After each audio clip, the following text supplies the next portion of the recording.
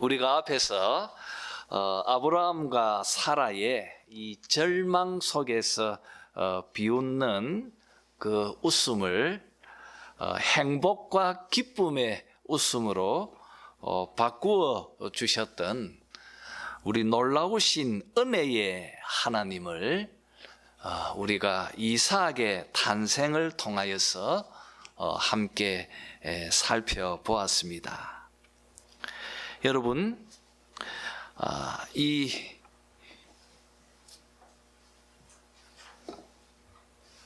6절 말씀에 있는 것처럼 이삭의 탄생은 그 이름처럼 아브라함의 집안에 모든 사람들을 웃게 했습니다.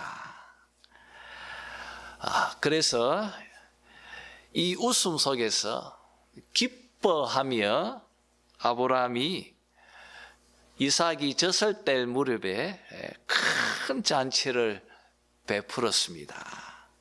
여러분, 이 잔치 속에서의 이 큰 기쁨 속에 함께 참여하지 않고 있는 한 사람을 8절에서부터 오늘 말씀은 우리에게 소개하고 있습니다. 그는 바로 아브라함의 첫째 아들, 바로 하갈의 아들 이스마엘이었습니다. 참 인간적으로 생각해 보면 주인 마님이 아들을 낳았으니까 자기가 누리고 살던 그 장남으로서의 권리가 이제 사라져 버리는 것입니다. 이스마엘이 갖는 그 심리적인 박탈감과 절망감이 어떠했을까?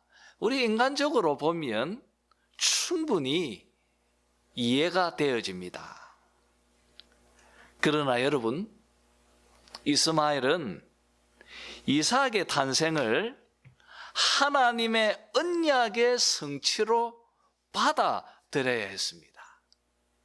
그는 왜 내가 할례를 받았는지, 자기는 누구인지, 자기는 누구의 아들인지 여기에 대한 확실한 자기 인식이 있어야 했습니다.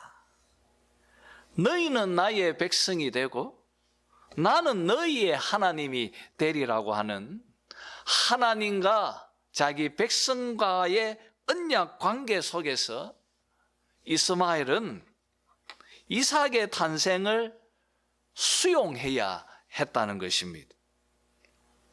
지금 이삭이 세속적으로 장자의 권리를 빼앗기는 것에 집중하지 말고 좀 영적으로 이삭의 탄생이 이 언약 속에서 하나님의 계획이었고 또 하나님의 약속의 성취였다고 그는 받아들여야 했다는 것입니다.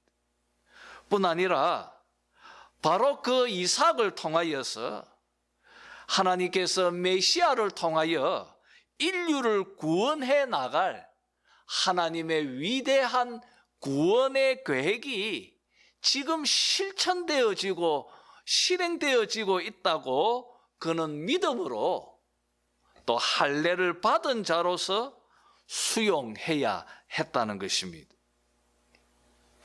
그런데 이스마엘은 자기가 하나님의 백성이란 걸 잊었습니다. 자기가 바로 언약 백성이란 것을 잊었습니다. 자기가 바로 할례를 받은 자라는 것을 잊어버렸습니다. 그래서 그는 아브라함 집에 가득 차 있는 이 웃음 속에 참여하지 않고 있습니다.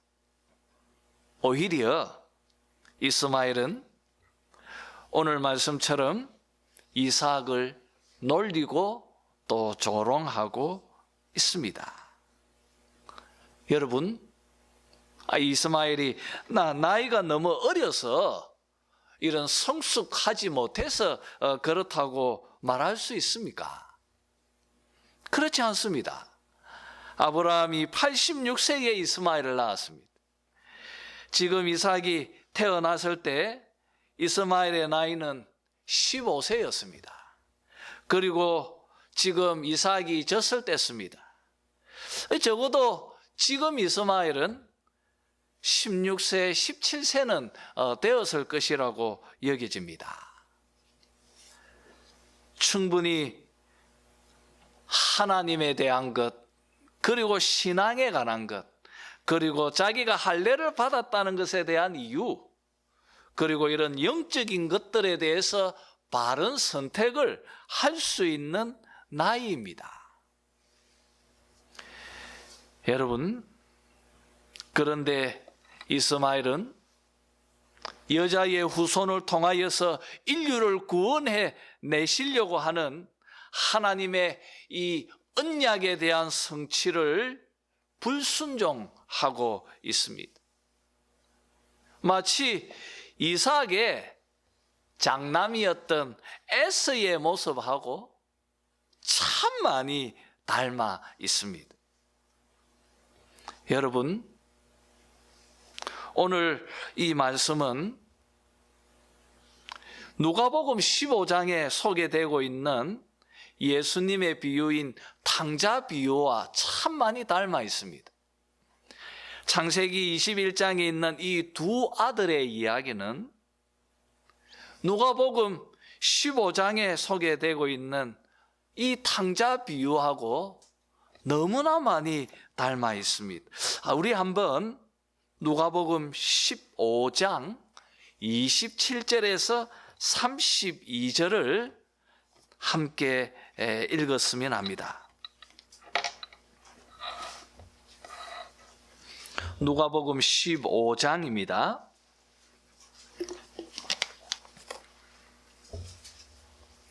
신약성경 122페이지입니다.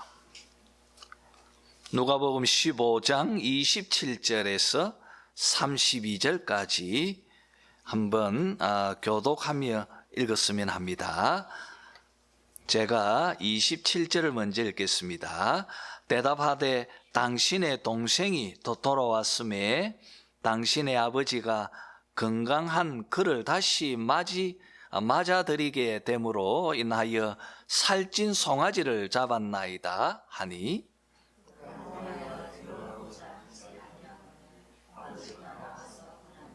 아버지께 대답하여 이르되 내가 여러 해 아버지를 섬겨 명을 어김이었거늘 내게는 염소 새끼라도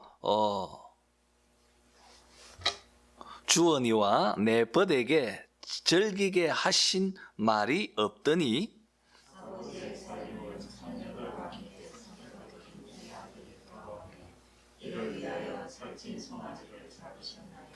아버지가 이르되 예 너는 항상 나와 함께 있으니 내 것이다 내 것이로되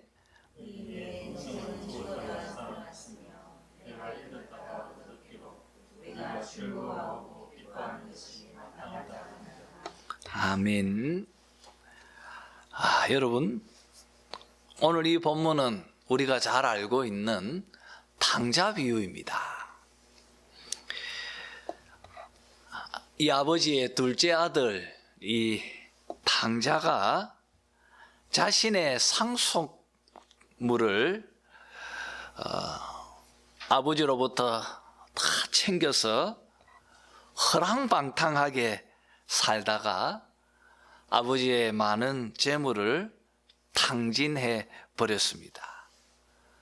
그가 결국 아버지께로 돌아왔습니다. 간절히 아들을 그리워하며 기다리고 있던 아버지가 탕자를 가슴에 안고 너무 기뻐하면서 송아지를 잡고 큰 잔치를 집에서 베풀었습니다.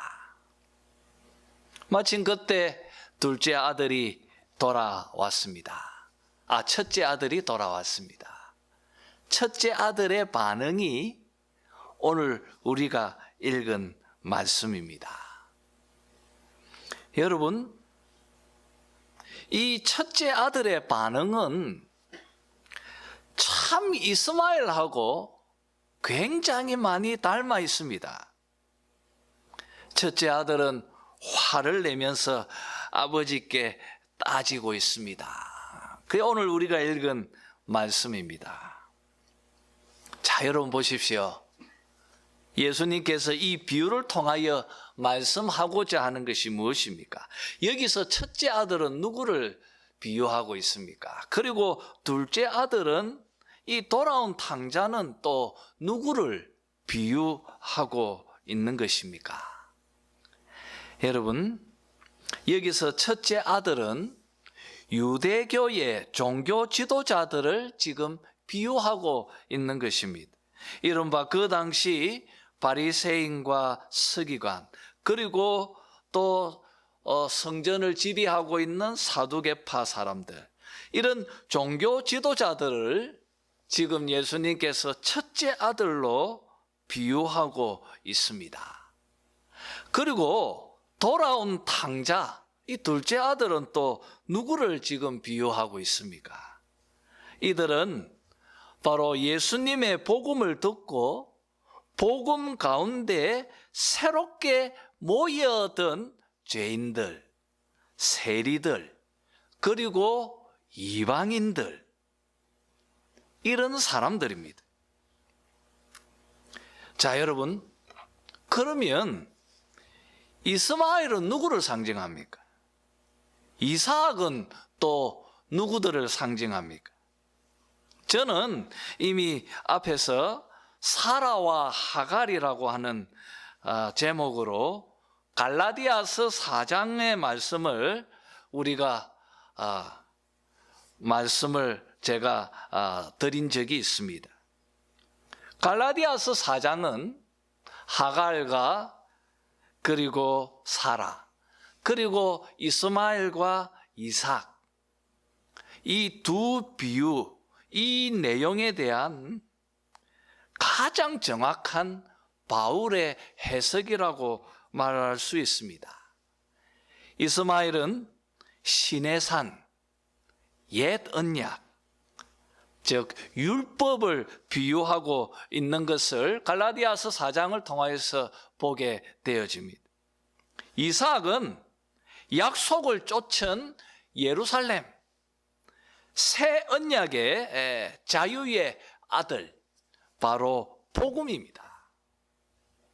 이렇게 여러분, 사도 바울이 비유하고 있는 것, 그리고 우리 예수님께서 비유하고 계시는 것처럼 이스마엘은 옛 언약 속에서 율법을 아무런 사랑과 긍휼 없이 오히려 그 율법으로 이 첫째 아들처럼 형제를 비난하고 정죄하는 일에 열중했던 바로 이 탕자 비유의 첫째 아들이고, 예수님 당시 예수님을 잡아 죽이려고 비난하고 공격했던 바리새인들이었고, 또 당시 성전의 사두개파 사람들이었습니다. 참 이스마엘하고 또 이 바울이 비유하고 있는 내용하고 너무나 일치합니다. 예수님 말씀하고 참 일치하죠. 그리고 이삭도 그렇습니다. 이삭은 율법의 정죄와 속박으로부터 자유한 복음을 의미하는 것입니다. 이삭은 기적과 은혜에 기초한 우리 주 예수 그리스도를 예표하고 있습니다. 그리고 예수님, 그분의 복음 안에서 함께 모여든 교회가 바로 둘째 아들이고, 서로 사랑하라는 새 계명을 부여받은 바로 이 새 언약 백성들을 비유하고 있고 상징하고 있는 것입니다.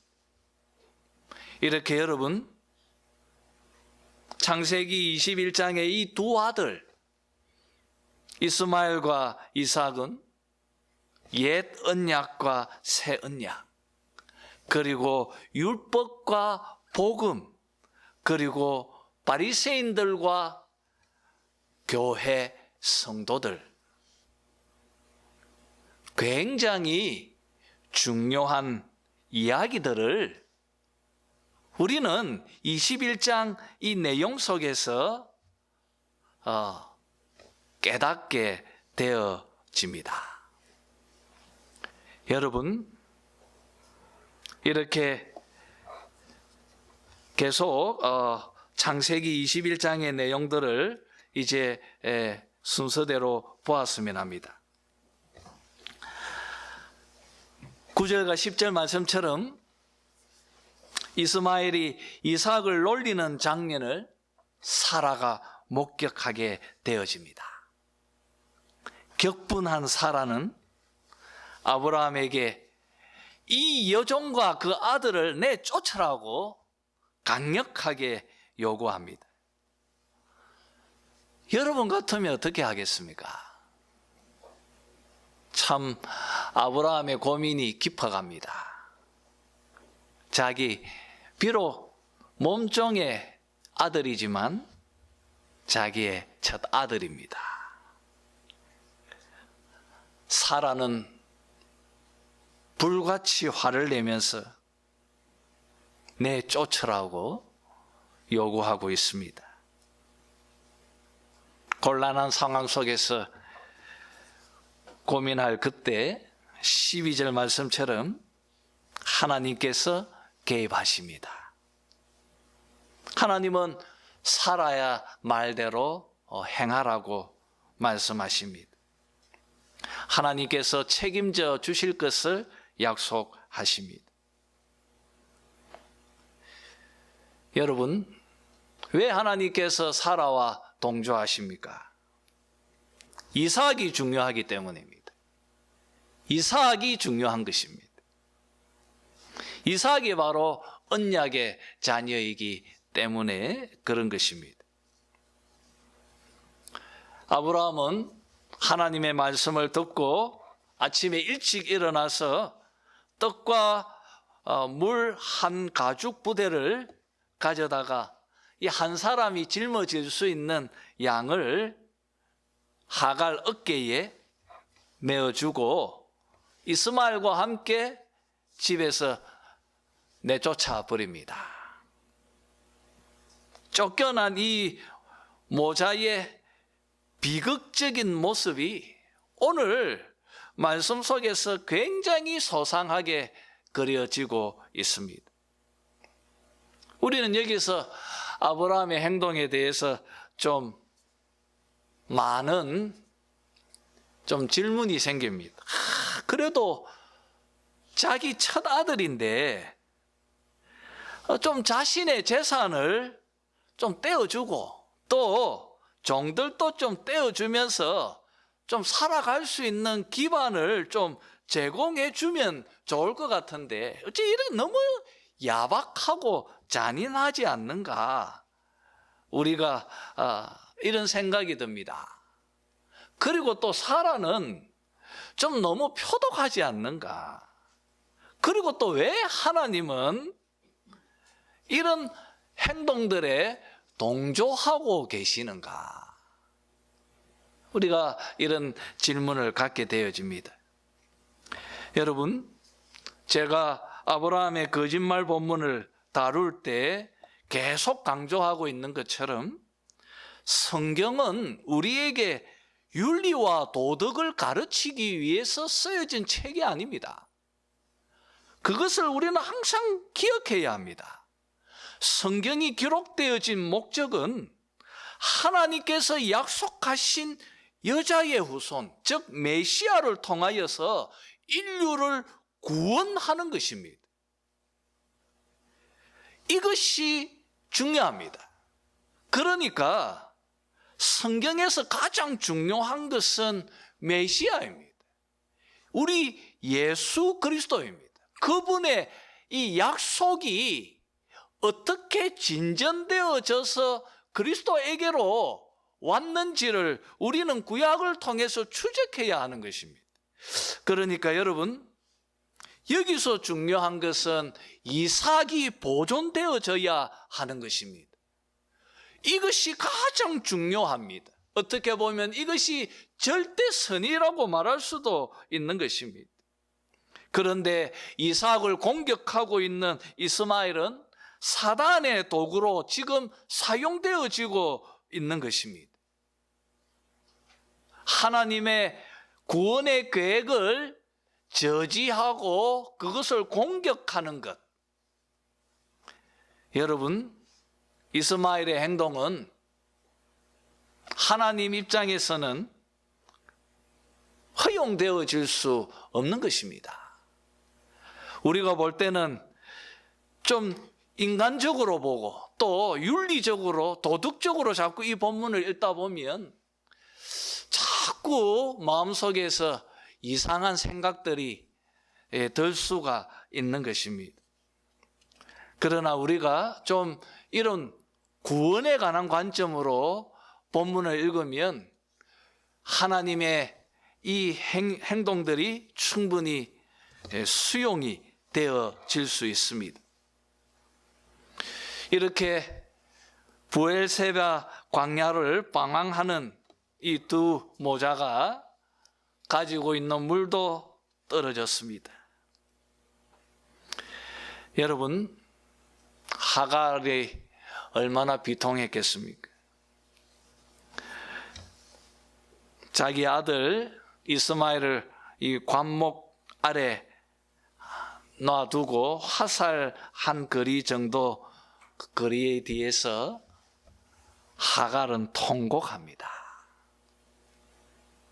오늘 본문을 보니까 하갈의 울음소리가 아이의 울음소리로 하나님께서 들으셔서 지금 찾아오신 것을 말하고 있습니다.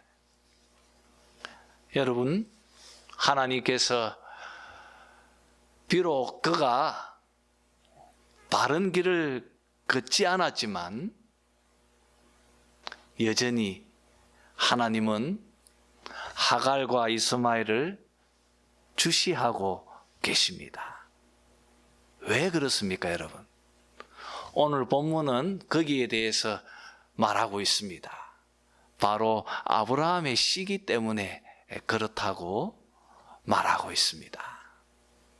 아브라함 때문에, 그리고 아브라함과 맺으신 그 약속의 말씀 때문에 하나님께서 하갈과 이스마엘을 주시하고 계십니다.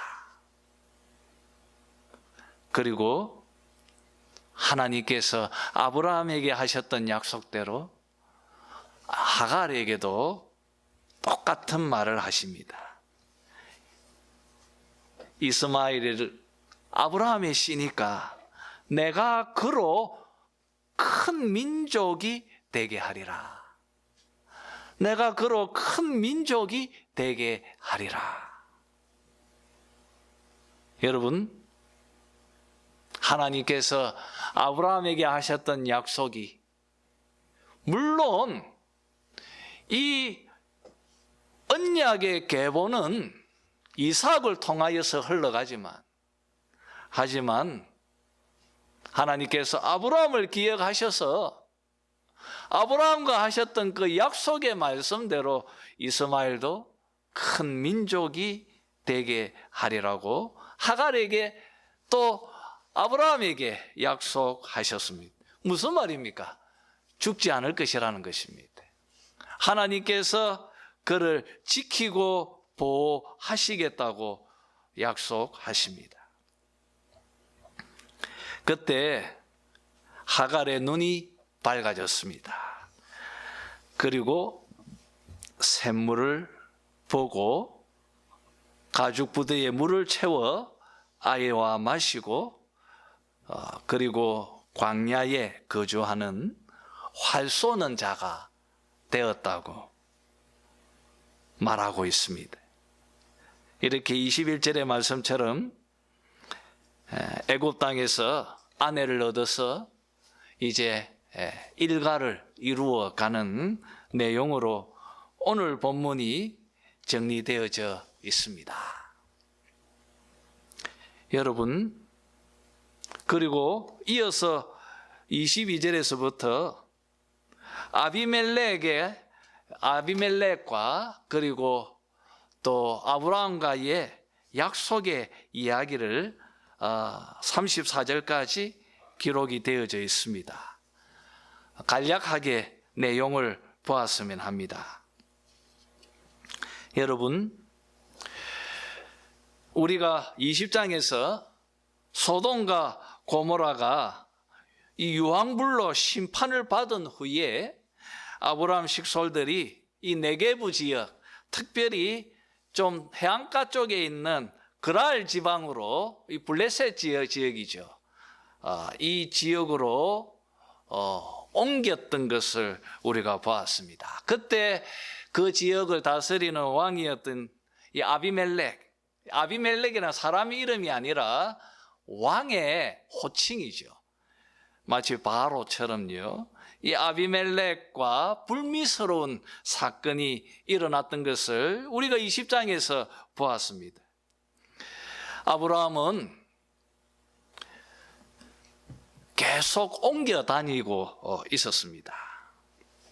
그러면서 그가 이 네게부 지역에서 점점 동쪽으로 이 브엘세바 지역으로 지금 옮겨가고 있는 내용들, 그 과정들이, 그리고 어떻게 아브라함이 이 브엘세바 그리고 이 네게부 지역에 정착되어져 가는지 그 과정을 오늘 본문은 비교적 좀 소상하게 설명을 하고 있습니다. 여러분, 25절 말씀을 보면 아비멜렉 종들하고 그리고 아브라함 사이에 우물 때문에 분쟁이 일어나고 있는 것을 우리가 보게 되어집니다. 여러분, 우물을 하나, 그 당시 이 광야 지역에서 우물을 하나 판다는 것, 이 엄청난 노력과 시간이 투자되어집니다. 그리고 정말 깊이 파는데요, 그렇게 파도 물이 나오는 것은 그렇게 흔치가 않습니다. 그러니까 우리가 이 창세기를 읽어보면 우물을 가지고 다투고 싸우는 일들이 성경에 자주 등장하고 있습니다. 아마도 우물로 인하여서 일어난 많은 이 분쟁들로 인하여서 좀 아비멜렉이 자기 그 군대 장관 비골과 함께 이 우물이 있는 이곳으로 아마 찾아온 것 같습니다. 뭔가 문제를 좀 해결하고자는, 그리고 군대 장관을 데려왔다는 것은 아브라함이 이 지역에서 굉장히 영향력 있게 행사하고 있는 것 같은 이야기를 들었기 때문에 그러한 것 같습니다. 자기가 비록 이 땅에 살도록 허가했지만은 또 이런 분쟁들에 대해서 뭔가 정리하고자 했던 것 같습니다. 그런데 여러분, 오늘 본문을 읽어보면 아브라함이 오히려 아비멜렉에게 막 훈계하고, 그리고 뭔가 좀 위에 있는 사람인 것처럼 읽어보면 본문에서 그렇게 좀 나타나고 있습니다. 이 우물에 대한 소유권을 자기에게 달라고 확실히 요구하면서, 그러면서 또 아비멜렉의 체면을 위해서 또 재물들, 이런 짐승들을 또 제공해 주면서, 그러면서 이 브엘세바, 이 맹세의 우물, 이 우물을 이제 자기 소유권으로 확정하는 내용이 오늘 본문에 나타나고 있습니다. 여러분, 이제부터 이 브엘세바는 아마도 이스라엘 백성들에게 굉장히 중요한 지역이 되어집니다. 이 지역에서 이제 아브라함은 자기의 일가를 일구어 가면서 이제 정착하게 될 것입니다.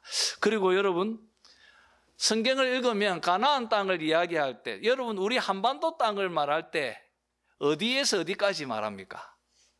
이 한반도 땅을 말할 때 우리가 위에를 백두에서 한라까지 그렇게 한반도를 말하는 것처럼 가나안 땅을 말할 때 다안에서 브엘세바까지, 그리고 이 브엘세바는 그들에게 있어서 굉장히 중요한 지역이 되어질 것입니다. 앞으로.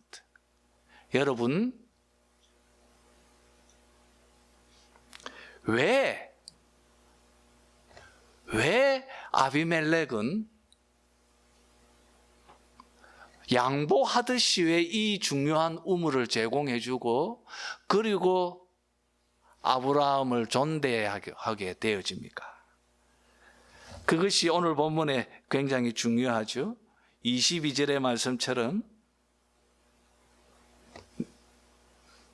네가 무슨 일을 하든지 하나님이 너와 함께 계시도다. 하나님이 너와 함께 계시도다. 그는 아브라함의 아내 사라를 취하였을 때 그가 큰 낭패를 보았습니다. 그때 보았습니다. 하나님의 음성도 듣고 그리고 또 아브라함이 어떤 사람인지를 알게 되어졌습니다. 그가 하나님의 선지자라는 것을 그는 들었습니다.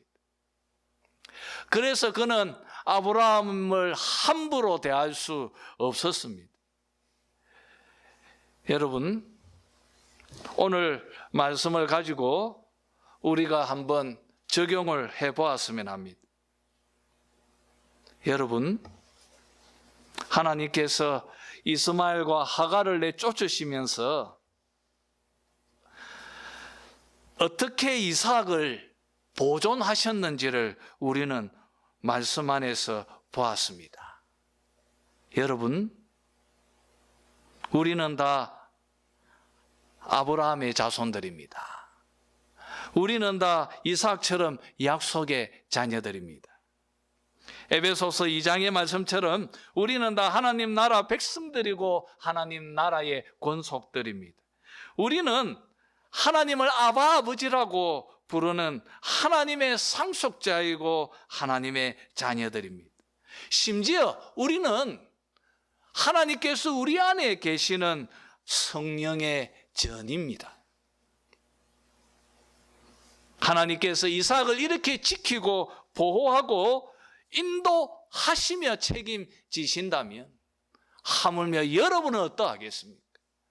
하나님께서 여러분을 지키시고 여러분을 보호하시고 여러분을 책임지시고 계신다는 것을 여러분이 믿으시기를 바랍니다. 오늘 본문은 그것을 우리에게 잘 보여주고 있습니다. 그리고 또 여러분, 하나님은 아브라함과 맺으신 그 말씀 때문에, 그 약속 때문에 이스마엘을 지키고 그에게도 큰 민족이 되게 하시겠다고 약속하셨습니다. 여러분, 마태복음 5장 18절의 말씀처럼 천지가 없어지기 전에는 율법의 1.1획도 결코 없어지지 아니하고 다 이루리라고 주님께서 말씀하셨습니다. 성경의 말씀은 반드시 이루어지고 반드시 성취되어질 것입니다. 여러분, 약속의 말씀을 믿음으로 붙드시는 여러분이 되시기를 바랍니다. 그 말씀이 이루어지는 것을 여러분 눈앞에 보게 될 것입니다. 그리고 마지막으로 여러분, 이 아비멜렉과 아브라함의 이야기 속에서 여러분, 네가 무슨 일을 하든지 하나님이 너와 함께 계시도다. 여러분, 아브라함이 그곳에서 이 영적인 권세를 가지고 하나님의 영향력을 이방인들에게 드러내고 있는 것처럼 여러분들도 그 언약 가운데에서 하나님의 이 영적 권세를 가지고 이 세상 사람들에게 내가 바로 하나님과 함께하고 있는 언약의 백성이라는 것을 드러내고 보여내는 그런 여러분들이 다 되시기를 주님의 이름으로 축원합니다. 기도하도록 하겠습니다.